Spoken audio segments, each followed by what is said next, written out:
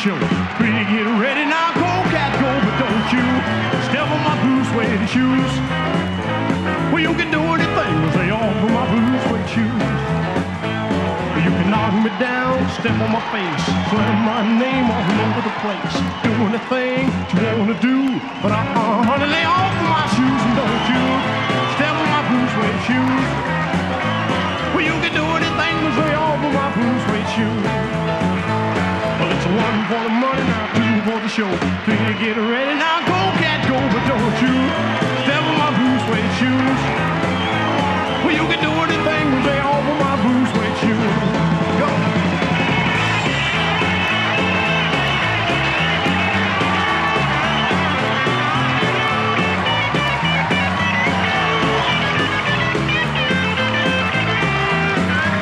You can knock me down, step on my face, slam my name all over the place. Do anything that you wanna do, but honey, lay off of my shoes and don't you step on my blue suede shoes. Well, you can do anything but lay off of my blue suede shoes. Well, it's blue suede shoes, yeah. Blue suede shoes, baby. Blue suede shoes, baby. Blue suede shoes. Well, you can do anything but lay off of my blue suede shoes.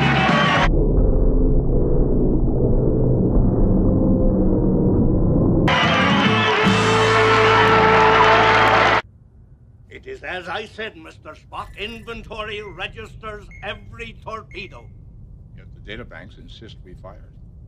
One computer is lying. A computer doesn't lie. Precisely, Mr. Scott. Therefore, we must inspect each torpedo visually. That could take hours. Nevertheless. And if they're all there? Then someone forged an entry in the databanks.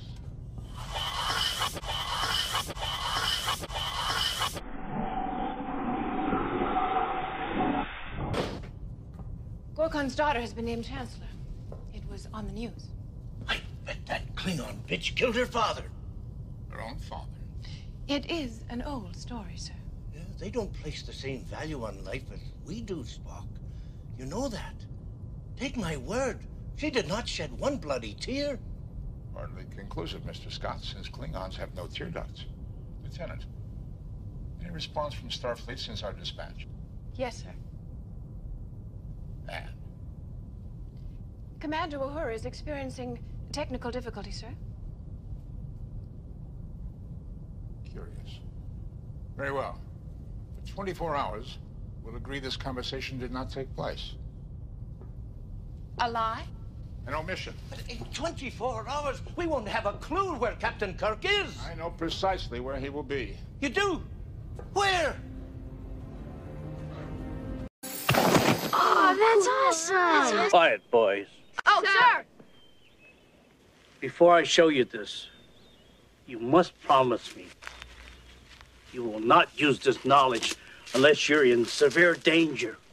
That you can only use this technique to save your lives. You promise this? Sir! There are few places on the body that if you hit, the person will remember nothing except how much it hurts. You can be sure the person will not want to continue the fight. You see? I want you to hit here. I want you to practice for 1 hour, and then we'll go back to here. I want you to practice for 1 hour, and then we'll go back to here. I want you to practice for 1 hour. Now practice, practice, practice, practice, practice, practice. I teach ninja.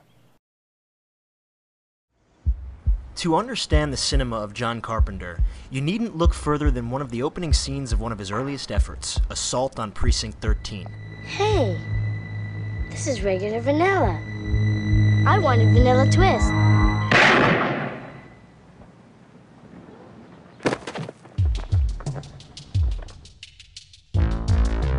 In the cinema of Carpenter, doom constantly looms over the heads of his Dark Horse characters. Cynicism prevails, and anyone can die at any time. All great directors, I feel, have in common a way of looking at the world Oftentimes what they do is unconscious. Carpenter's name couldn't be more appropriate. In him, you've got a blue-collar craftsman plying his trade, an artisan with the adept eye, honed skill, and intrinsic instinct of an artist. His casts frequently feature top-notch veterans such as Janet Leigh, Lee Van Cleef, Jeff Bridges, Ernest Borgnine, and Donald Pleasance. But also first-timers like Jamie Lee Curtis. And did I mention the many faces of Kurt Russell? Boy, sure is raining cats and dogs.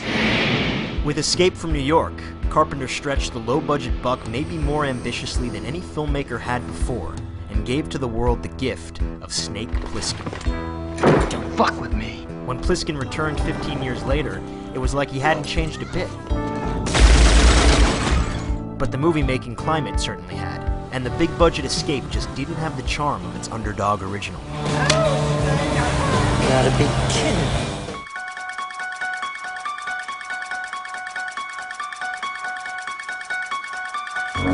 Halloween wasn't the first of the modern slasher cycle, but it's clearly the best. And a perennial favorite that continues to generate shitty clones and loving homages to this date.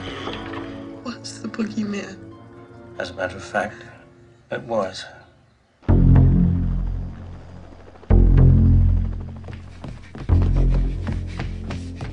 The Thing may have tanked thanks to a brilliant marketing strategy that pitted it against E.T. at the box office. But time has clearly vindicated this gorgeously grotesque movie masterpiece. There's not a horror fan in the world with a shred of self-dignity who doesn't cheer when he hears, Fuck you too! Along with a once-in-a-lifetime collection of men's men, as well as practical special effects the likes of which we may never see again, this sweet piece of cynical cinema occupies a warm place in the hearts of horror lovers, like few films ever will.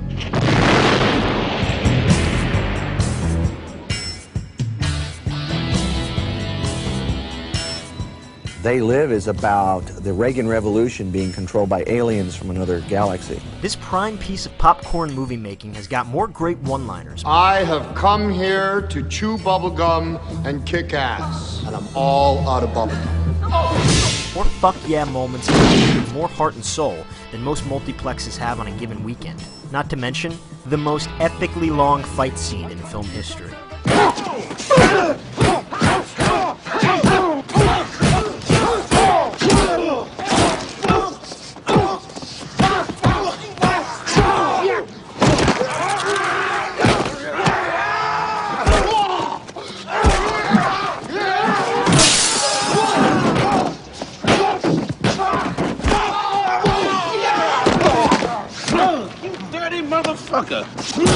Along the way, he's given us a handful of exemplary heart pumpers. The Fog functions as a classic campfire ghost story and a classy piece of American Gothic. Christine ranks among the best Stephen King adaptations because it's more concerned with its characters than it is its killer car. Starman showed the world that Carpenter could make us cry as readily as he could make us cower. Big Trouble in Little China manages to pull off the unlikely trifecta of being a comedic kung fu neo-western. And Vampires gave James Woods the rare opportunity to speak from the heart. We can find him and shove a stake right up his ass! He's famously provided many of the memorable scores for his own films, giving him one up on practically every other auteur. And he's even stretched his acting chops. Sorry. I just couldn't resist. You gotta be fucking kidding. He's done just about everything, and in several cases done it better than the best. Science fiction, action, comedy, and of course, horror. Many permutations of horror, from the supernatural to the slasher, the nail-biter to the puke-inducer. From the unimaginably unbelievable to the terrifyingly all-too-believable. The man has blessed us with a hell of a lot of cool cinema. What I am proudest of is my body of work taken as a whole. At the end, I would like somebody to say, yeah, he was a movie director. Yeah, he's a movie director.